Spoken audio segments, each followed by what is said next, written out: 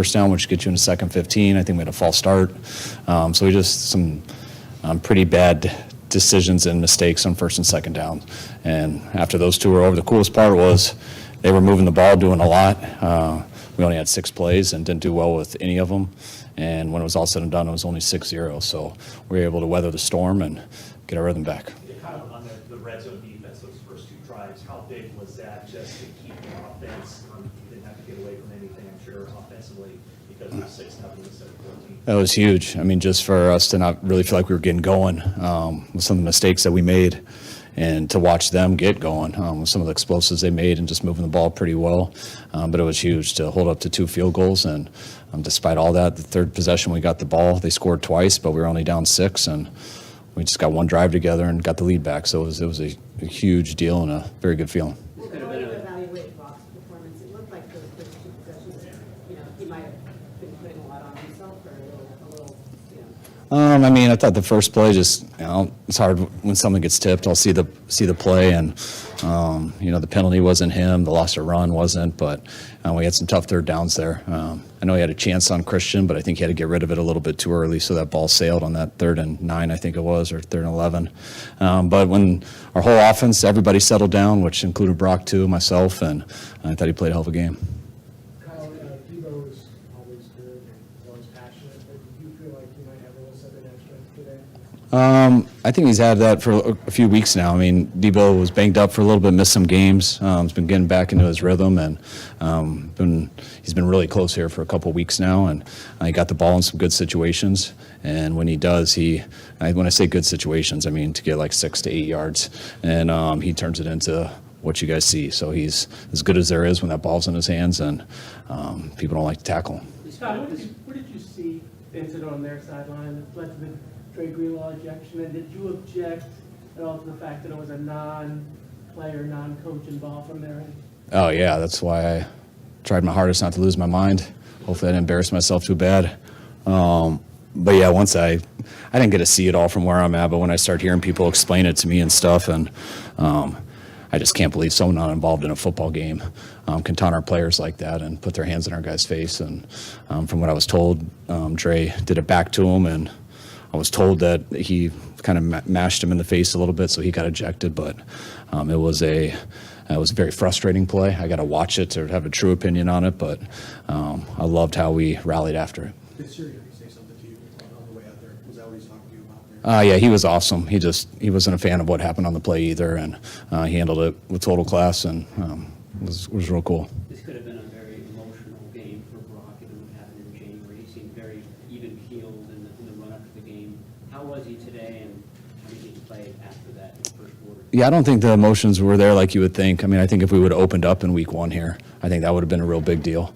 But just I think going through this season, and he's played a lot of football. His arms felt great, so I think coming back here, the emotions are more about going against such a good team and playing in such a hard place to play. But I don't think there was, you can ask him when he gets in here, but I don't think it was real consumed with the injury that he got. The offensive line, how would you see out of that? I mean, they were able to stick with the run and get it going there in the second half, especially. I mean, that's as big of a challenge, that group. I mean, they got some really good players rushing. I was hoping Fletcher wasn't going to play today, but he surprised us a little bit there in pregame, finding out he went. So they had a huge challenge today, and I'll feel it better on the plane. But when you run the ball like that and you're able to throw the ball, I know they must have had a hell of a game. Kyle, their defensive line was dominant with your first 2 possessions. What happened? How did you guys respond so effectively for really the rest of the game? Well, there wasn't much. There's plays, and sometimes when a guy gets a tip, a play doesn't work. Sometimes when we don't throw a bubble and hand it off and a backer's unblocked, on the mistake on targeting, you get a loss of 5, and then when we get in 3rd and long, we can't hold on for that because their D-line ended up getting to Brock, and he couldn't wait for it. So there wasn't anything big difference. It was just our defense keeping us in the game and allowing us to just be patient and continue to do what we planned and play good football. And we didn't do that for 2 drives, but we like to say if we're in the game, it's a matter of time, and we got to go in there on the 3rd drive. What about your defensive lines? We're emphasizing kind of staying in rush lanes and moving. What kind of discipline does it take to be able to do that for 4 quarters and also still stop the run? Oh, a ton. I mean, it goes against everything in those guys' DNA and their coach's DNA.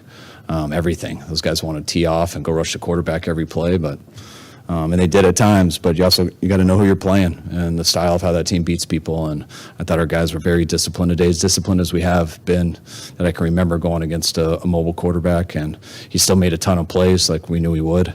But our guys just kept rallying, and I know they covered a lot of ground out there. I was glad we got some extra guys up to rotate, and again, I'll watch on the plane, but I was really proud of those guys. Never you guys did in the past, but having Devo out there returning kickoffs to open the game, was that something, was that a conversation throughout the week? Not really. It's really cool when Schneider and Debo talked about it, and we had a good feeling just how the week went that Ray wasn't going to be able to make it, and once we found that out, and Schneider and Debo have been talking about it all week, which when a player's talking about it and you don't have to go ask them, then that's usually the way I want it. So I was very happy that he wanted to do it. You guys scored on 6 consecutive possessions there. Is that the best case scenario you envisioned last year coming in here? Yeah, I don't envision anything going in. So, but you just envision playing as hard as you can, and you hope you play what you're capable of, and usually you hope that's enough. So there wasn't much to last year with this. I mean, we were just excited to come out here and play a really good team and play well and get a win. Given the dynamic of everything that surrounded this game last year, the talk leading up to this game, the fact that you guys are kind of fighting for the #1 overall seed, and the fact that you guys went down 6-0 on 2 good drives, what did it show about you? Show you about your team that you were able to not only withstand that but dominate after? I just loved how excited and ready our team was for this game, and when you are that amped up and ready to go, and for all the games are the same, but we understand how good that team is. We understand their record, and so that makes it always a little bit bigger. And our guys were really excited for the challenge. And when you come out with that much energy and that ready to go, and things don't go well for a quarter, that was the thing I was most proud of. Our guys were able to weather the storm. I know it seems like there's panic, but you never felt it when they came to the sidelines. And usually when you carry yourself that way, if you can just stick in it, usually good things happen after, and they did. I think a couple weeks ago you were asked if you guys were playing as good as you can play. You said no. Do you feel like you're at least getting close to that right now? I think we're going the right direction. I think we've gotten, I think after our skid, I think we've taken a step each week and gotten a little bit better. I thought we were a little bit better today than we were last week, and by no means do I think we're doing our best. I mean, there was a lot of things in that game that didn't go right, but I thought our intent was good. Obviously, our talent's good, and we just got to make sure we keep improving. Do you know roughly when Armstead went out, and it seemed like the second snap he was looking around? I mean, he obviously had to gut it out today. Yeah, he had to gut it out. I think he went out in the second half. He was in and out throughout the game, but I wasn't told he was officially out and done. I want to say early in the fourth quarter. Kyle, Brock's play speaks to itself in some ways, but how do you think he handled the emotions of coming back here, and what does it mean for him to have a performance like that coming back to where he's at? I just think Brock did what he does always every week. He plays the game. He tries to play it the right way. One of the best things he did when we were down, he didn't try to make too much stuff up and try to overcompensate when you're down. He just kept with the plan and kept doing his job and did a hell of a job with it.